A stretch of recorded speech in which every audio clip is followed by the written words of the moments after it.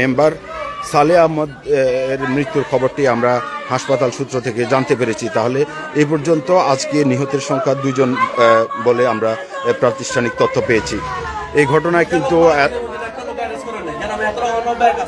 আচ্ছা এই পর্যন্ত 2টা লোক আমাদের মারা গেছে, সোলার মারা গেছে। আর প্রবাসী আইসে আজকে 20 দিন হইতেছে 2 মাসের ছুটিতে ওনার বাইকে দেখার জন্য।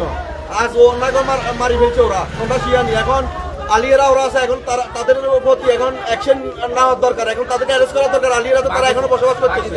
এখন আমাদের গদুয়া যা আছে আগে বানসুর করেছে, 2-1টা যা ছিল অবশিষ্ট সবগুলো আজকে লুটপাট করে বানসুর করে নিয়ে যাচ্ছে।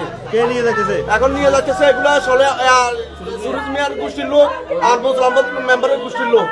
এখন এরা অবশেষে এখন আমাদের মানুষ দুজন মারিয়ে ফেলছে। আবার 20 থেকে 30 জন গোষ্ঠ কাটে দিছে, মাথা মুঠা কুপাইকা ভাই সব ইয়া করেছে। এখন সদরে নিবর্তি করেছে। এখন আমাদের লোকগুলো 2 জন মারা গেছে। এখন একটা লোকের প্রতি অ্যাকশন নিল না, একটা লোক অ্যারেস্ট করলো না এই পর্যন্ত। আমরা চাই দ্রুত এটা প্রশাসনের কাছে অন্তত হত্যাকারীদেরকে অ্যারেস্ট করার জন্য। এভাবে আজকে এতগুলা লোককে এভাবে রক্তাক্ত করলো, 2টা লোককে মারা গেল, মারি ফেললো। এখন তোর এভাবে গুলি করি আজ আমাদের 2টা লোককে মারি ফেলছে। আর এই বলতে তোমার 20-30 জন আহত হয়েছে, গুলি খায়, গোস কাটি দিছে। তাদের অনেক অবস্থা খারাপ। এখান থেকে হয়তো মৃত্যু সংখ্যা হইতে পারে। দেলোয়ার হোসেন নয়ন তো তিনি আমরা যতটুকু জানি ইউরোপে থাকেন। তিনি বাড়িতে আসছেন কতদিন যাবত? উনি বাড়িতে আসছে আজকে কত 1 মাস হয়ে 25 থেকে 1 মাস হবে। উনি 2 মাসের ছুটিতে আসছে। ওনার বাইকে ওরা 70 দামি করি বড় বাইকে গোস কাটি দিই। সে এখনো হাসপাতালে আছে 6 মাস। তার বাইকে দেখার জন্য আসছে। খবর পেয়ে কি সেখানে আইনশৃঙ্খলা বাহিনী গিয়েছে না? না, আইনশৃঙ্খলা বাহিনী এখন গেছে। এখন ওরা এখন এলাকাতে আছে, গদুয়ার বাইনসুর করতেছে, লুটপাট করে আগে নিয়ে গেছে সবগুলো। আমাদের 1-1.5 গদুয়ার জ্বালা দিয়ে আগে লুটপাট করে নিয়ে গেছে। অবশিষ্ট 20 থেকে 30টা গছ ছিল, এগুলো আজকে লুটপাট করে বানসুর করে ফেলছে। তারা সন্ত্রাস ইয়ানি বাইরে থেকে সন্ত্রাস নিয়ে আসছে। এটা কোন গ্রুপে করতেছে এই ঘটনা? এই ঘটনা করতেছে সুরজ মিয়ার গোষ্ঠী আর মুসলাম গোষ্ঠী, এই 2 গোষ্ঠী করতেছে। দর্শক, আপনারা জানেন আলাউদ্দিন মেম্বার হত্যার ঘটনাকে কেন্দ্র করে নাঙ্গলকোটের দক্ষিণ আলিয়ারা এলাকায় সেখানে বারবার সংঘর্ষ হচ্ছে। সেই সংঘর্ষের কে কেন্দ্র করে দেলোয়ার হোসেন নয়ন নামে একজনের মৃত্যুর খবর আমরা শুনে আমরা হসপিটালে আসি। আমরা এখনই জানতে পেরেছি সেখানকার সালে আহমেদ মেম্বার তিনিও নিহত হয়েছেন। তো এই ঘটনাগুলো আসলে ক্রমান্বয়ে বাড়ছে। এলাকার মানুষের ভিতরে ক্ষোভের সৃষ্টি হয়েছে। এলাকার মানুষ হসপিটালে জড়ো হয়েছেন এবং সেই একটি ঘটনার রেশ না কাটতে আরেকটি ঘটনা ঘটছে। বাড়ি ঘর জ্বালিয়ে দেওয়া হচ্ছে। এমনকি যারা সাধারণ নাগরিক সেখানকার তারা থাকতে বসবাস করতে অনেক কষ্ট হচ্ছে, অগ্নিসংযোগ হচ্ছে, ভাঙচুর হচ্ছে। সেই ঘটনাগুলোকে আসলে একত্রিত করলে সেখানকার আইনশৃঙ্খলা বাহিনীর আইনশৃঙ্খলার পরিস্থিতি এত বেশি দুর্বলতা প্রকাশ পায়, যেটি নাঙ্গলকোটবাসীর জন্য কখনোই মঙ্গল বয়ে আনবে না। আমরা প্রত্যাশা করব এই ঘটনার পুনরাবৃত্তি যেন না ঘটে। প্রকৃত অপরাধীদেরকে চিহ্নিত করে আইনের আওতায় এনে তাদের শাস্তির ব্যবস্থা করবেন প্রশাসন, সেই আশাবাদ ব্যক্ত করছি। বর্তমান টিভিতে এই মুহূর্তে যারা লাইভটি দেখছেন সকলকে অসংখ্য ধন্যবাদ। নাঙ্গলকোটের সর্বশেষ ঘটনার আপডেট জানতে চোখ রাখুন বর্তমান টিভি ফেসবুক পেজ ও ইউটিউব চ্যানেলে। আমরা দেখেছি এখানে আপনার কে মারা গেছে। আমরা আজকে যেটি জেনেছি দেলোয়ার হোসেন নয়ন তিনি তাদের গুলি এবং দেশীয় অস্ত্রের আঘাতে তিনি তার প্রাণহানি হয়। তিনি প্রবাসে থাকতেন। তো এই মত অবস্থায় আমরা এই ঘটনা পরে শুনলাম সেখানকার প্রতিনিধি সালে আহমেদ মেম্বার তিনিও কিছুক্ষণ আগে নিহত হয়েছেন। তো সেই সব মিলিয়ে সেখানকার যে পরিবেশ বিরাজ করছে সেই পরিবেশে আসলে মানুষের ভিতরে মানুষ অনেক উদ্বিগ্ন, মানুষ খুব আতঙ্কিত এবং স্বজনদের আহাজারি সব মিলিয়ে নাঙ্গলকোট উপজেলা স্বাস্থ্য কমপ্লেক্স একটি নরকে পরিণত হয়েছে। এখানে আহত এবং নিহতের স্বজন এবং আহতরা নাঙ্গলকোট উপজেলা স্বাস্থ্য কমপ্লেক্সে চিকিৎসা নিতে এসেছেন।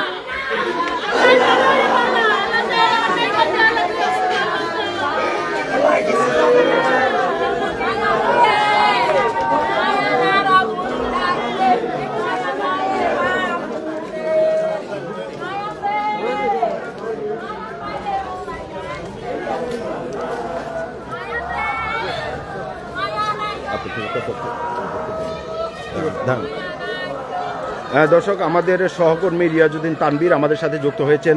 আমরা তার কাছে জানতে চাইব যে নাঙ্গলকোটের বক্সগঞ্জ ইউনিয়নের আলিয়ারা গ্রামে যে সম্প্রতি ঘটে যাওয়া যে ঘটনাগুলো, সেই ঘটনাগুলো আইনশৃঙ্খলা আর কতটুকু বিঘ্নতা করছে এবং আইনশৃঙ্খলা কতটুকু সেখানে মানুষ কতটুকু নিরাপদ আছে, আপনি কি মনে করেন আজকের ঘটনাটা মিলে? আজকের ঘটনাটা বলতে কি, আমি যেটা মনে করি যে বিগত বেশ কিছু সময় কয়েক মাস আগে থেকে আমরা এই ধরনের ঘটনা ঘটছে এবং তখন থেকে যদি আইন শৃঙ্খলা রক্ষার ক্ষেত্রে যদি আরো ভালো ভূমিকা পালন করতো, ওইখানে যদি আপনার আইন শৃঙ্খলা রক্ষার্থে সেখানে ভালো কোনো একটা ব্যাকআপ থাকতো, তাহলে আমার হয়তো আজকের এই দিনটা দেখতে হতো না।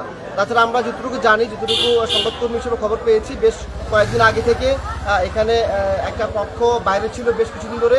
সাবেক একজন আলাউদ্দিন মেম্বার নামে একজন যিনি মারা গেছেন, সেটাকে কেন্দ্র করে বেশ কয়েকবার এখানে পাল্টা হামলা এবং হামলা হয়েছে এবং সেই পরিপ্রেক্ষিতে কিন্তু একটা পক্ষ কিন্তু আপনার এলাকার বাইরে ছিল।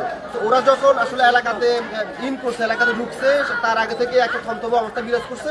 সেটাকে কেন্দ্র করে এখন এই যে গন্ডগোলটা তৈরি হয়েছে। আজকে সকালে যদি আমরা শুনলাম, আজকে সকাল 10টা থেকে 11টার মধ্যে এই ধরনের ঘটনা ঘটে এবং আমরা যদি দেখি যে শুনলাম যে 3 জন মারা গেছে, তার মধ্যে একজন লাশ হাসপাতালে আছে এবং এই সালে আহমদ মেম্বার নামে আরেকজন নিহত হয়েছে। আরেকজন যিনি আছেন, যতটুকু খবর পেয়েছি আমরা একটু আগে তথ্য পেয়েছি যে আরো দুজনকে নাকি হাসপাতালে ফেনী সদর হাসপাতালে আমার সময়কালে উনি আসলে মৃত্যুবরণ করেন।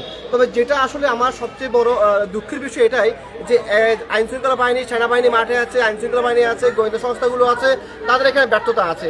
যেহেতু এখানে একটা প্রীতিকর ঘটনা আগেই ঘটেছে, সেই ক্ষেত্রে এইখানে পর্যাপ্ত পরিমাণে গোয়েন্দা তৎপরতা এবং আইন শৃঙ্খলা বাহিনীর একটা আসলে টহল থাকা দরকার ছিল, সবসময় একটা সাবধানতা অবলম্বন করা দরকার ছিল। আমার মনে হয় থেমে দেবে সংঘর্ষ কিন্তু থেমে যায়নি, থেমে দেবে এটা কন্টিনিউ।